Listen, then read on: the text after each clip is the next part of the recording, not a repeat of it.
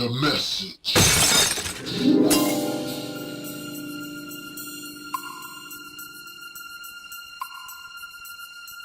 We bring you another episode of The Message. Back again. I have Big Hunt. New addition. To my right, I have Michael Chip. I have Pete Lee again. And on the camera, I have KT, Insane D, and myself, DJ Big Wigs, and we bring to you The Message.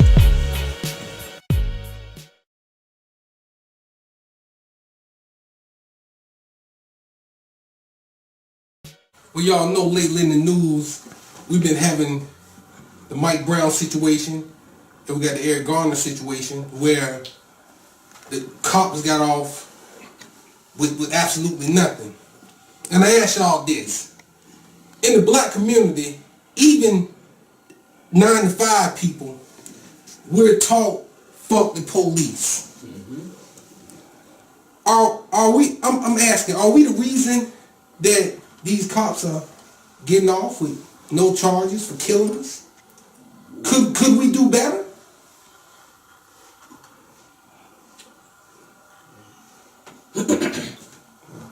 Alright, I'm going to go ahead and jump on this one. Because I got the distinct experience of being a big black man who's had to deal with police one-on-one and coming from a law enforcement family. I can see both sides clearly.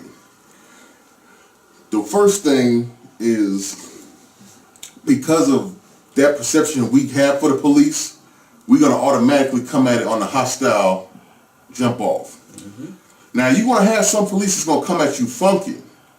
Then you got some police that's coming at you just as a process of their job. Okay?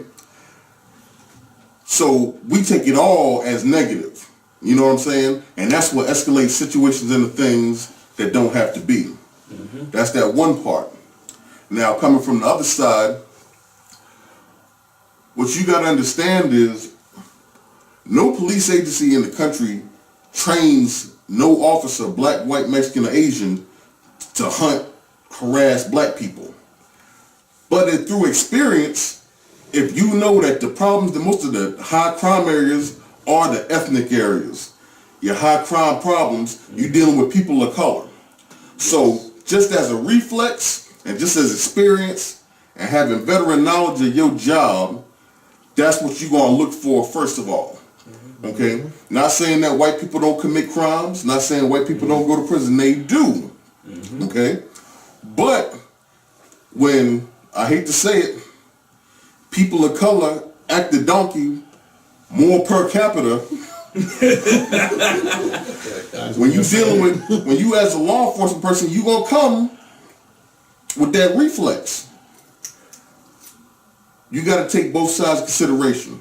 True. I'm a law-abiding citizen like hell, and I'm scared of police, and that's the God's honest truth. I absolutely agree. We as black men, I see over here you got 2 sons. We got to teach our children to respect authority, not just police authority. They go for teachers, janitors, bus drivers, anybody in authority of you. Because first of all, the police do hold the power of life and death. Sure enough. True. I mean, and when a cop pulled me over, I got both hands on the steering wheel, I got my interior light on, I got my license registration waiting for them. Using your job interview voice. They fit, I fear the cops. I fear the cops also. I wouldn't want to be reaching for my registration and he think I'm getting the gun. We got to do better by making our kids obey authority. And another thing, people got that fuck the police, now it's turned to scare the police. See, back then they don't protest of police getting killed by thugs and all people in the street just running around being gangbangers, as they say. Now that they have Mike Brown, Eric Garner, it becomes racism with black people. See, that's the thing that kills people. People is distracted by TV. You is distracted by TV. Everybody's out there watching this because they would throw this. Police every day got videos beating the shit out of just innocent people. But what would get your mind triggered? The word unarmed. You got that word unarmed with African American black people is upset and think wage war will take care of everything. You hear nothing about God or prayers when it comes to things to this subject. We done struck a match with this guy. And these people need to just realize, get off the TV. The TV don't teach us shit. You protesting, boycotting, and please tell me, what has it changed over the years? Please. What, laying on the ground getting people late for work? Laying in the malls, laying at Walmart, can't do Christmas shopping. Please, what have it changed in America? We would still be the same black people when you wake up. People don't even realize when you walk out your door in the morning, you are put into a category. Whether you in the gang banging, whether you the thug side, you're the working man, or you're the man ready to go to your own business. We all placed into a category. It's no such thing as this racism that they're trying to start now. That's just a distraction, people. Use your minds.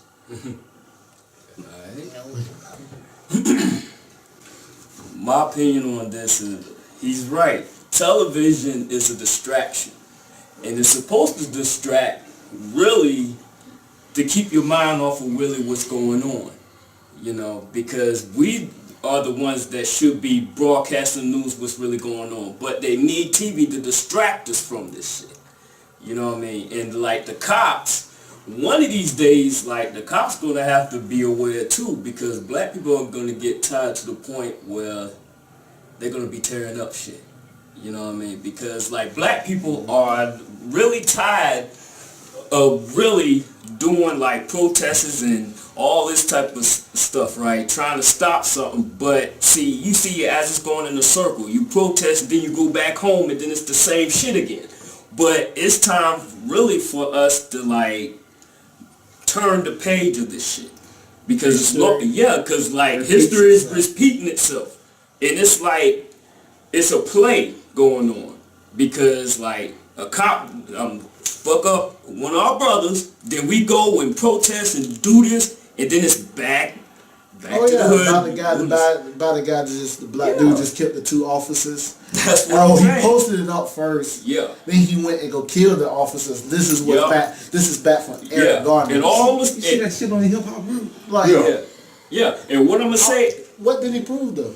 This He's dead now. This is the thing I got to address on that.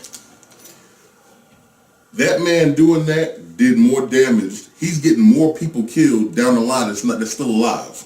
It's people that's going to die because of that. You cannot wage war on a fully funded police agency. They have manpower. They got resources. They got the law to back them up. Okay? You may win the fight, but you will lose the war. Lose the war. All good. And that's sending out the wrong message. And I hate when these things happen, because what do you always have right behind it? Copycats. All right? He did it. Oh, I'm riding with him, so I'm going to do the same thing. I'm glad I don't live in New York right now. I'm from New York. I'm glad I don't live in New York right now. If I did live in New York, I would go from home to the store, to work, back home. Okay? Because what they have done is created open season on black men. You cannot go out there and you got to understand the mind frame of police. You haven't taken this thing and you made it bigger than racism. Okay? Because the police are an armed force. And when you work in law enforcement, what they preach, I may not deal with you outside of the street. I may not deal with you as soon as we get off.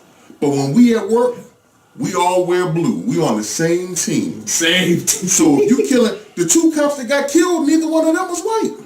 One was Asian, the other one was Latino. So what did you prove? But you have set yourself up to make New York City a police state right now. Okay? They got the resources, they got the power, they got the money. They got more bullets than any ghetto in the state of New York. They got that, you don't. So I don't see what this dude was trying to start. I mean, granted, I'm definitely want to believe that they'll believe in all this protesting gonna get you anything. No. Oh. I got to disagree. I got to disagree with y'all three with that protesting. Cause Martin Luther King protested, Malcolm X protested, and it did help. No, they protested and that created a dialogue. The dialogue is what helped. Okay? Now the protest leads to the conversation to where you got people questioning their own moral values. I was brought up this way, but now I'm hearing this from this man. Maybe I need to rethink my shit. The protesting is just bringing it to your attention. Well, let me ask you this. Let me ask you this. Indeed, Let me ask you this. If you was in the 60s back then, would you be the guy with the same attitude right now, like, man, I ain't going out there getting attacked by them dogs. I ain't letting them white people hang me. Or would you go out there and march with Martin Luther King? Wiggins, I'm going to tell you honestly, and I have thought about this. Had I grown up in them times, more than likely I would have been a member of the Nation of Islam. True indeed. Right. I agree. Because I don't have it in me to be peaceful when violence comes towards me. That's why I respect Martin Luther King so much, because he was able to do something I know I could never do. I can't let a man hit me and not come back to you. Okay? That was the whole spirit of his thing. He was showing, we protesting this, we need our human rights, we need our civil rights, and we're going to do this in a manner to show that we're better than you. Okay? The way he did his movement shamed America. Okay? He won't talk about getting no guns. He won't talk about shooting no people. He was doing non-violent protest. I need to be heard. I'm a man. I'm a human. I bleed just like you and me. I can't do that. I would have been more along the lines of a Malcolm X or, Elijah Muhammad. What they were talking about would have fit right up my alley. They saying don't start nothing. That was their whole thing. The Nation of Islam never preached violence against nobody white. Never. But what they said is, if a man puts his hand on you, you make sure he don't put it on nobody else. Most definitely. Had I been in that time, that would have sung to me. You see what I'm saying? I agree. I agree with that. If I was in the 60s, I know I would have been a black activist. But if I was a slave, I would have stayed my ass on my plantation. But this the only thing about that, and what you got to get down to, and this is the main thing I can still carry with me from. I don't agree with everything the Nation of Islam did back in the day, but the main thing that I do believe in that we have to do as black people, what Elijah and them used to preach and Malcolm used to preach is, we got to do it better than everybody else. We got to be the most upstanding citizens. We got to hold my brother accountable. I got to hold him accountable. All right? People talk shit about Nation of Islam. They took a whole lot of dudes from prison and turned their whole life around. Okay? They preach you need to be the most civic-minded citizen, way more civic-minded than the next white man, and don't worry about what he do. We need to worry about us. Clean ourselves up. And one thing about the Nation of Islam, they also teach that you don't have to use a weapon because God will fight your battles for you. See, anybody that pull a weapon on you will disintegrate because weapons formed against the righteous will never prosper. Go ahead, bro. I don't mean to cut you off, man. This is like, I don't really watch a lot of TV, like I was telling y'all earlier, so I don't really follow the news or anything like that. But so I really don't know too much about the whole Mike Brown or what's the other guy name? Eric Garner situation. But from just my point of view, man, it's like a lot of politics is involved behind that. I mean, and understanding that it's like you got black and white. You understand what I'm saying? At the end of the day, and no matter how you look at it, this is just the way it's gonna be. Black versus white, regardless of, you know what I'm saying, what weapon you pull, won't have no formula prosper, or no matter how much Islam teach about this, that, and the third, it's just black against white. It's all politics. I think it's black against black. Knowledge, like I always heard, a man with no knowledge is like an animal. I don't get it. How many times do you got to pray to God before like something actually happened? Well, when you pray to God, really you have to mean, do like, something about it. You just can't pray to God and then walk to your regular life. Faithful, no work is dead. I'm kind of like not understanding the situation or something, because like I don't know, like there's like black people getting really out here getting killed by, you know what I'm saying, people that are supposed to protect and serve other people. You understand what I'm saying? My brother, I'm gonna tell you the honest God truth, and this is the truth from my heart. If the police roll up on me and I'm holding, and he holding, and I'm thinking he about to squeeze on me, I got to let that go. This is one thing too that we always make the mistake of, and this is real. There's the little sign on the side of the car say "Serve and Protect." Yeah. That is not the job of law enforcement. The job of law enforcement is to enforce laws. All right? We need to get that out. And I say that for a twofold reason, okay?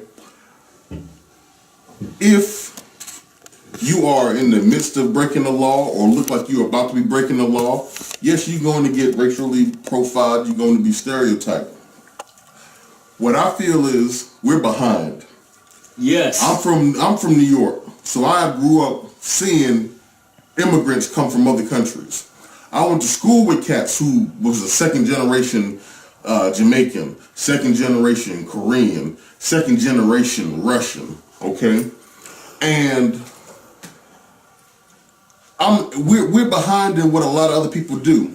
Because one, we grew up here, this is all we know is America. Yeah, you're right. The poorest American still has more than probably a lot of people in another country. Explain that though. Okay, it's like this. Like you got people that you know, they down if you live in the projects or you live in the hood. Okay, if you took this neighborhood and put it in South Africa, all right, and took the people that was really living in the South African hood and said, would you want to live here? They would fight for it. All right. So what they have the advantage of is seeing what opportunity is here. We don't see that because we grew up with this. You know, they used to have a term. I used to go to school with Asian kids, and they used to call each other fresh off the boat. Okay, they call each other a fob. They say you fresh off the boat. But what that means is when you get off the boat, you like, oh shit. I know Jamaican dudes, man, that they used to make fun of it, but you would see a Jamaican dude that had 5 or 6 different jobs. He would have 1 full-time job and 4 part-time hustles. And he's steady caking. Okay? He take that money, he send it back home to his people. Cats used to buy big barrels. One dude could come here and send 2 or 3 big barrels back on a boat to Jamaica and could take care of almost his whole neighborhood. I've seen it. Okay? So they come there with a hustle mentality that we don't have. We have a hustle mentality, but it's for the wrong shit. Okay? We gotten out the mindset of, okay, I might have to crawl before I walk. We want instant gratification, we want instant paper. So, and by no means, I'm guilty of it myself. When I was young, if somebody said, hey look, I know you need the paper, I got this janitor job for you. Janitor? Hell no. Guy come from another country? Let me get that. Alright? Now, this is what you always got to remember. A man can come here from another country and he hustle. He might not be the one to kick off, but his kids probably will. Okay? They invest in their future, we don't. And I'm saying we don't do it at all. We getting a whole lot better. Okay? But it's slower progression than other people that come here as foreigners. Okay? It's a lot of black folk in college. It's a lot of black folk in the middle class. But it's a twofold thing. Alright? One, as a whole, we got to get out that mentality of something not good enough for me. A man got in trouble a few years ago because he was talking about how the Mexicans will come over here and they'll take up all the low-paying jobs or whatever. But he was telling the truth. Well, let me touch on that. Like my man said years ago, people say the Mexican taking their jobs and whatever. Mexican ain't taking my job because I don't want to work in no damn fish house, and they ain't trying to dig nobody ditch. So they not taking my job. They're taking jobs. I'm American. And let me get this straight. No foreigner take nobody's jobs. Our government gave our jobs away. The question is why? Let me tell you why. This all started with NAFTA. I love Bill Clinton as the president, but this is one of the things he jacked us up on was NAFTA, North American Free Trade Agreement. What it was supposed to be was, okay, you're a foreign country. You come build factories in my country, you know what I'm saying? You get a tax break. My country will go and build factories in your country, and you get a tax break. But this is what they failed to realize. Why would a company in India, when they paying their people 40 cents a day, want to have to come and build a factory, pay Americans who ain't even trying to talk unless it's $10 an hour, plus benefits, insurance, full-time status, retirement package, 401k. 40 cents a day to this. So what, you don't think like Americans is worth that? No, you're not listening to me. What I'm saying is, foreign companies aren't coming here to build nothing, to provide no jobs for no Americans. But American companies, well, if I had to pay this man $50,000, but I can go build a factory in Bangladesh and pay him 40 cents a day to sew these Jordans up, yeah, I'm gonna do that. Okay, well, explain.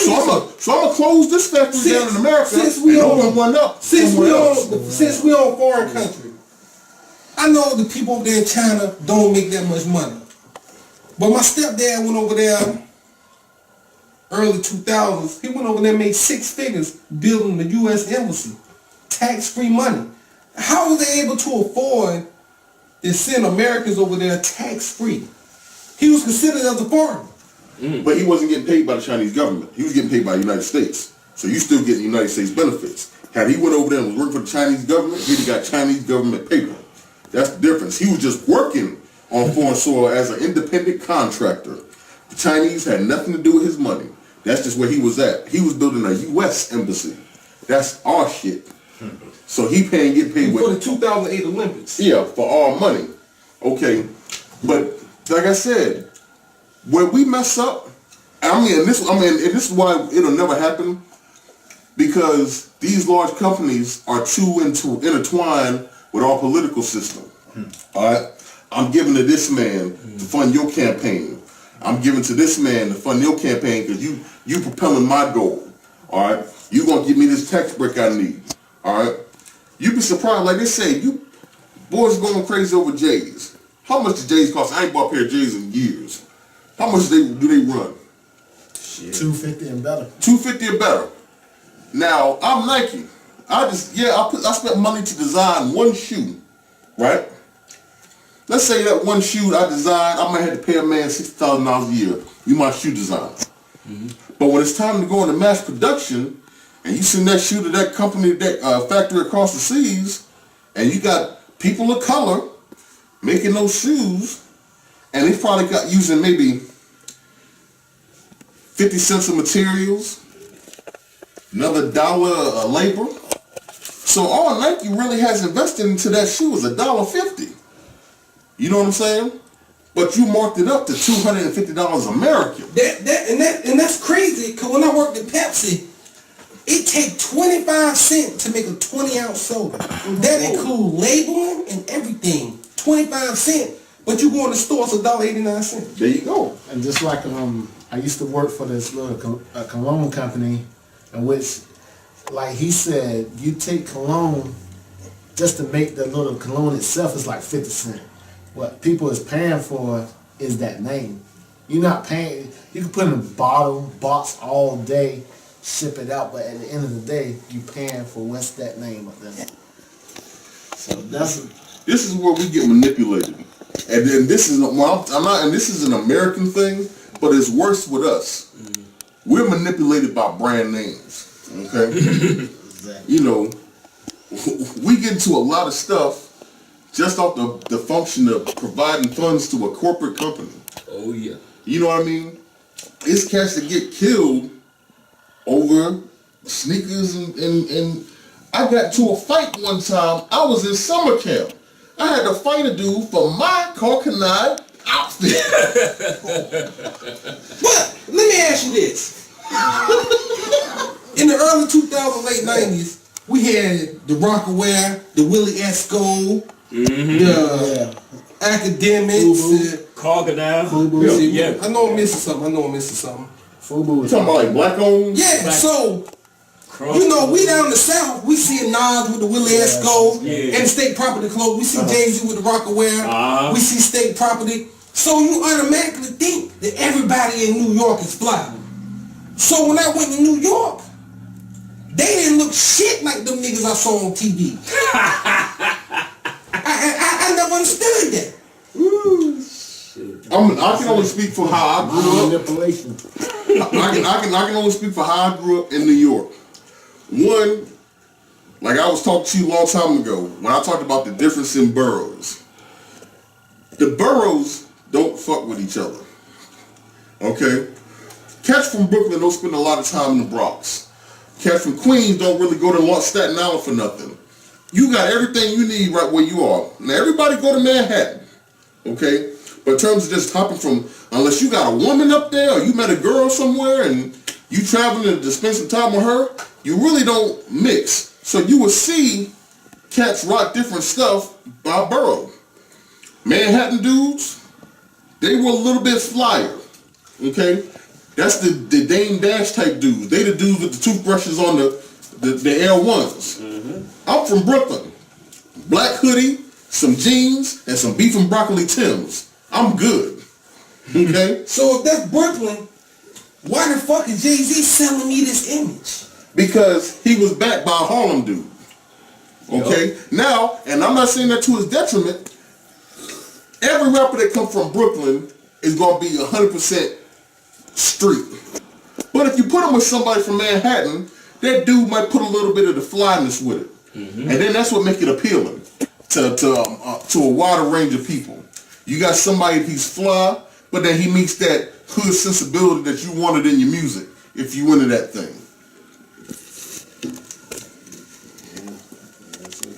True indeed. It's all mind manipulation, though. The message.